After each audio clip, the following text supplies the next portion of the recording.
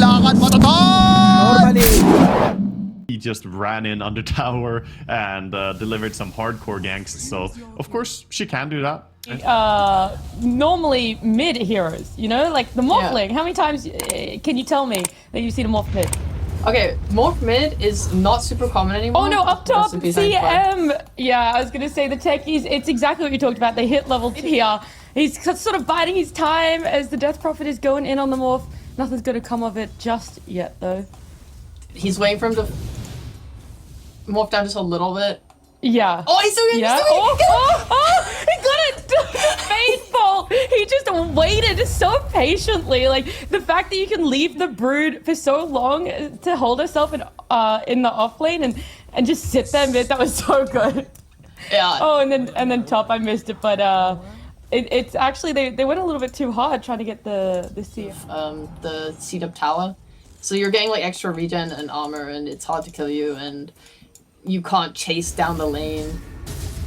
Yeah, the blast off and also the trample on the top lane got the kill on CM. It was on. Oh my gosh! And then the bottom lane, the Ruby getting another kill on Tree. There's so much action going on in the side lanes. Top's a little hard. The small camp didn't get blocked by Penguin Squad. It's blocked right now, but at the beginning it wasn't. So they did manage to get a couple pulls off when Penguin Squad also pulled, which meant that the lane wasn't as bad as it could have been.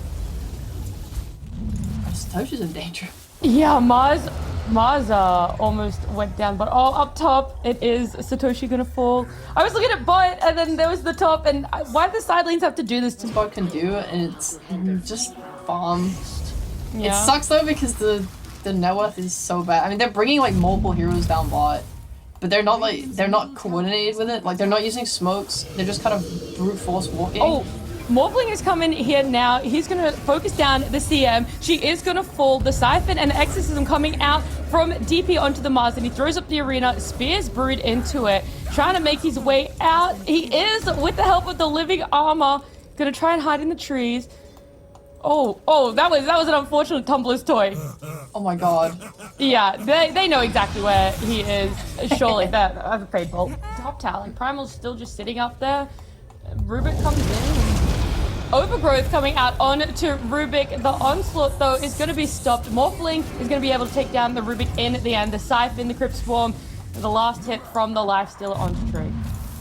Yeah, Mark's playing really well. He's just showing up to everything. The Frostbite from CM actually catches Primal. No one's really there to help follow up, though. So nothing's going to come of it. And I think they're fine. I think the first Aegis, maybe you can give it up. But as long as they don't get the second, where they get that shard and use, because usually you use the first Aegis in a game. Oh, Broodmother's just gonna run down the tree on top. Oh, he's gonna actually use Overgrowth for it to try and stop her. He's TPing out. She's not gonna be able to get the last hit there either. Now let him die in peace. Why did you have to hype cast his sad escape? Whoa, he didn't die. He didn't die. He got out of it. You know what I mean? I had to hype cast that. My man using a solo ult. Yeah, let's go. Telekinesis back in. The Mock is gonna die. The Frostbite in the freezing field was enough. The Mars Arena comes out too, but he's gonna get frostbitten and Crypt Swarm to also fall with his Morphling. Damn, this is Tree's fault. If only he hadn't been bottom. Yeah. So the unfortunate life of Morphling is that he doesn't have his Manta yet.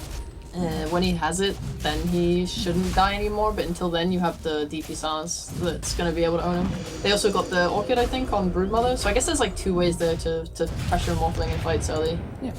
Well, Blast Off from Techies into the Roche Pit is literally just going to push him towards his death there. Onslaught as well from Primal! They're going to be able to get the Aegis on to Lifestealer. The BKB popped from Death Prophet. The Siphon 2 kills the Primal. Lifestealer back up with his Aegis. Mars goes down 2. Oh, jeez. I love the attempt. They just blast up into Faithful. Is going to kill them all. Oh my god. You got to tip that one. Afro Moosh, my king. My king, please take all my tips. And he has the Ether Lens. That is so what a deadly little combo he has there. Oh my. I'm just gonna run, try and take this tier 2 mid there, but it's not gonna... Yeah, they're not gonna be able to defend it. There is nothing more. Yeah. Okay, well... Oh, no blast way. up again from the Techies with the Fade Bolt is enough for Brood to be able to get the kill. Frostbite onto Mars, just going to be hit down from the Lifestealer who is raged up and force the tree and Primal to disengage, almost to just let this tower go down. They're not going to let it go down without using their glyph though. Yeah. Alright. Well, this is looking rough. I'm thinking that they kind of went Primal still on going. the slot is going to stun up the Lifestealer. He pops his BKB, but Lifestealer gets off his rage. They're just going to wait out this BKB timing, sit a little bit back, make the Primal feel a little bit redundant in that fight there. Silence down to the morph. The ball I want you slows to it down. know, Nat, I got messaged by Fear telling me he's like, it's pronounced Ela on the Brood. I was like, okay, Fear, I'm sorry. I'm sorry, Father. Shout out Fear, you know? Oh, the overgrowth onto 4 of the heroes at the Mars Arena. Lifestealer gets his rage though, the freezing field from the CM, the blast up as well from the techies. Rubik does end up dying to a mine. Morphling buys back, TP's in. He doesn't want to let these guys get away scot-free. Radiant's top tower is under attack. Something outside of his ult. They're even smoking now. They don't have an ult. I don't know what they're looking for when they find. Primal really trying to push in the top there. Not too much is going to come of it just yet. It was only the silence and the siphon with the Crypt Storm, as well as the Mars jumping in there. He's going to be immediately freezing field, silenced, but he might go down. The CM is also going to go down too, with the Pulverize being used on her from Primal Beast.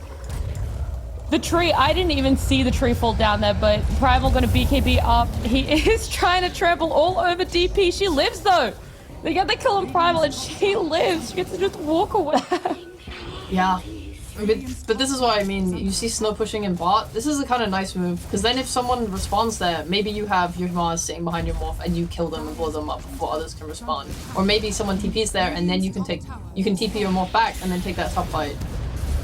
Oh, he's going to be telekinesis back in. Primal's going to BKB with Mars Arena coming out there. Lifesteal focusing on the Mars, just right-clicking him down. Techies blast off in. CM with the Frostbite, just ultimate demise. Yeah, this Blast is off the it. sad That's remains a new of one. a dead team, bro. Ain't no way. Oh, Primal going to be seen there in the mid. They're definitely going to be able to run him down here. He was silenced. He was slowed down with the bowler.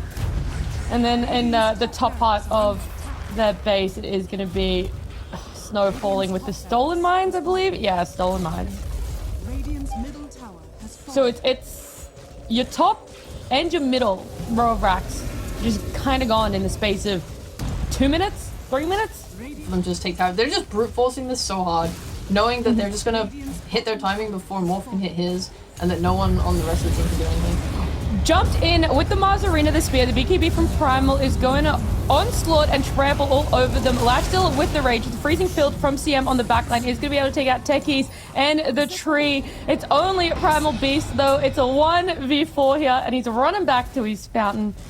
He wants no part in this. What a nice stolen overgrowth as well by Afro. He has played insane all game. Yeah. They're just gonna call GG. Yeah, what can we even say here? It's one of those things that if you want to draft tree, then Active Lina as well. And Ogre, again, a hero with no ulti cooldown. CDUB though, with the last pick Huskar. You hate to see it. this game, because there was it was a smoke coming out from the side of Penguin Squad. They are going to be caught out here. The Ogre Mage. Oh my gosh, he just goes down there. It was all 5 on the side of CDUB. Sick. Just all of a sudden just down to 1/3 of her health. Always happens. That's the life story of a CM player. Of a post 5. The Scatterblast 2, just annihilating that health. That's a lie, it wasn't really. Oh, at the top though, oh, Lina! That's not what you want from your Lina. The Ogre died before the horn even went off. Your Lina dies within the first 2 minutes. And then your Snapfire getting gone on, down bot.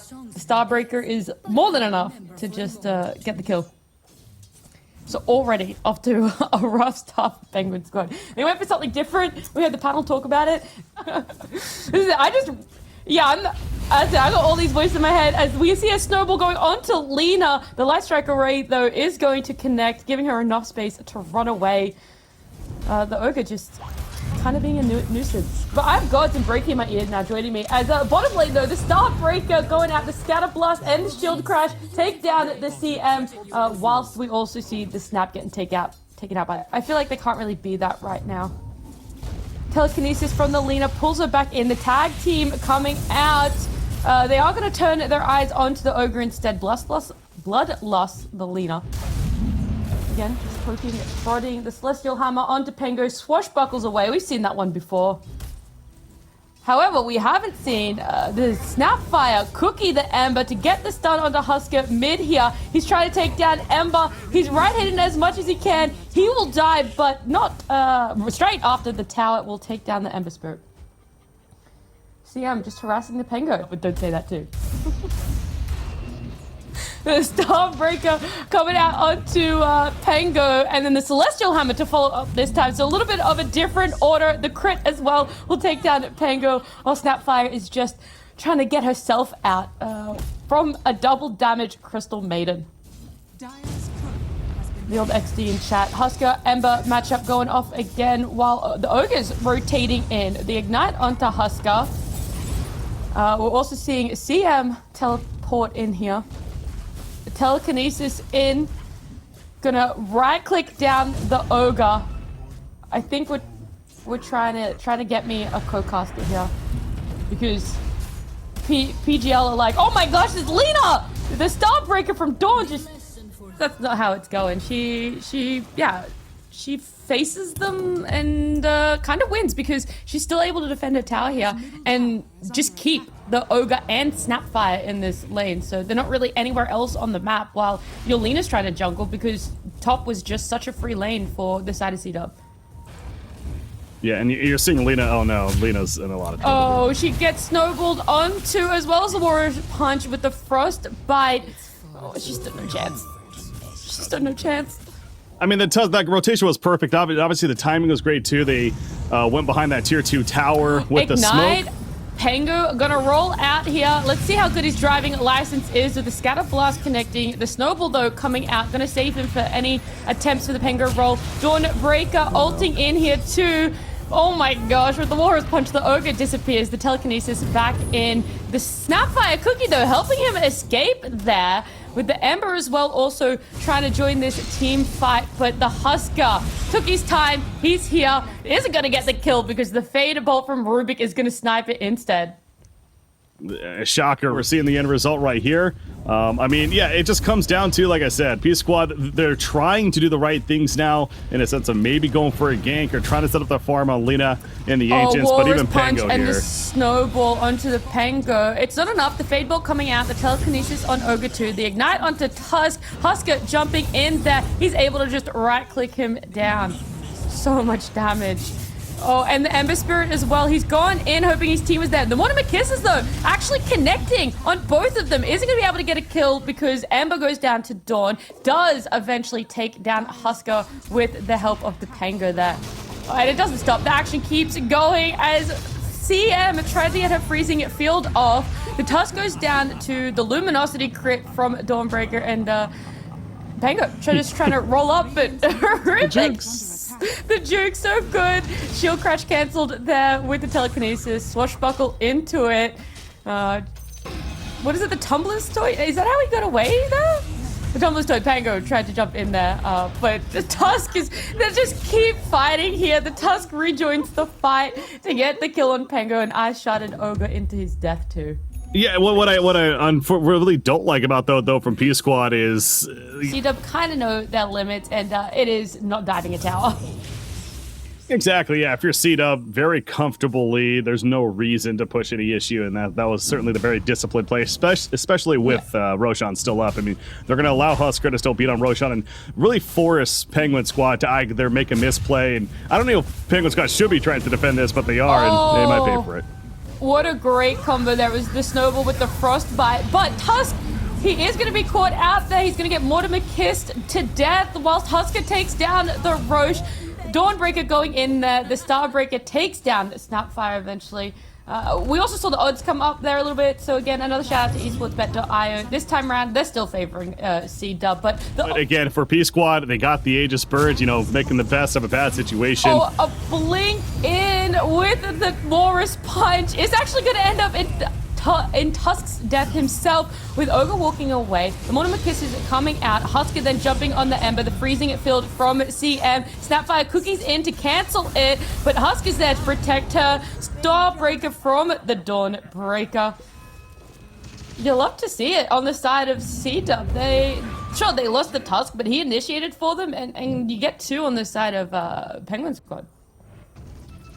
Yeah, so it is already a bit different. Now, overall, it hasn't been the most successful for Penguin Squad outside of that first series that they had, so I do like the change-up, but it still feels like they're trying to figure it out in terms of having him play more of this, you know, blade mail Ember Spirit for the mid lane. Oh, the smoke there with the blink, the Walrus punch. Oh, the Ice Shards just missing out on trapping that Ogre, so he's trying to run away here, but the Husker and the Tusk were trying to chase him down. He's all good though. Just. Like what CDUB's doing, they have slowed down a little bit. As I say that, they're moving out. We got smoke against smoke, so this could be a big... Yeah. The Ember Spirit sort of being the frontliner there. He pops his blade mail, his frostbit up, and then also the CM ulti coming out, whilst the Dawnbreaker eventually joins in with the Husker to land on the Lina. She goes down. Snapfire Cookie just only delaying what the inevitable is, right? They're just going to keep pushing down this mid. There is nothing more to it. The Ogre being caught by the Ice Shards of the Tusk. He's snowballing up. The Husk joins in. I don't know if they're going to go here. They seem to be pushing up onto the high ground there with the tier 3. He backs off. He goes too deep, guys. We don't need to push this too far. Dire's middle tower. Shard, I believe. But either way, yeah, that was kind of a funky initiation to that point from Penguin Squad. But, you know, Mortimer's Kiss is used. They still have everything else, and everything else, it really is just the Rolling Thunder to that point. And they need that initiation. So they have a setup here. Can they make it? Husk on to Ember here. He remnants away, which leaves the Ogre in a very vulnerable position. While on the back line, Tusk jumped in to take down Snapfire. And he's going to be gone on Laguna Blade by the Lina. Gets a kill, but Husk is still just going in. He's trying to right-click down this Lina. His Aegis popped, but Lina gets taken down, and she does have fireback. The Ignite out onto Husk here. Top tower is under attack. He's like, fight Okay, me. the Light Strike array got stolen by Rubik, which is nice for it, but Tusk was the only one again to fall for CDUB. Yeah, and obviously back up now thanks to the Aegis. It's Lina just doesn't stand a chance. If he's having a life break with that Ags now, Lina is just very susceptible to Frostbite dying. and telekinesis, but a roll up from Pango. He's got shield crash and swashbuckle away. Husk is gone all the way in. Dawnbreaker's ulting into the Light Strike array comes out with the Starbreaker and the freezing field. Ogre ignites onto Dawnbreaker to try and bide himself some time to run away there.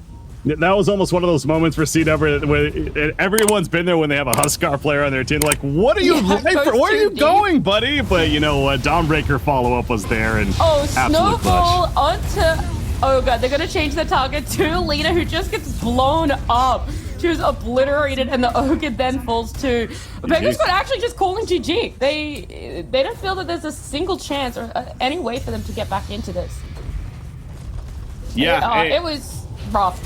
Well, I mean, they're right. There was, whether or not you want to say this is as big of a doubt, I go back to when we were analyzing the draft there that the way this draft started.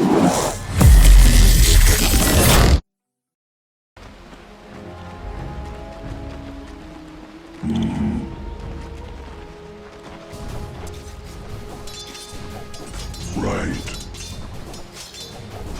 Trinkets.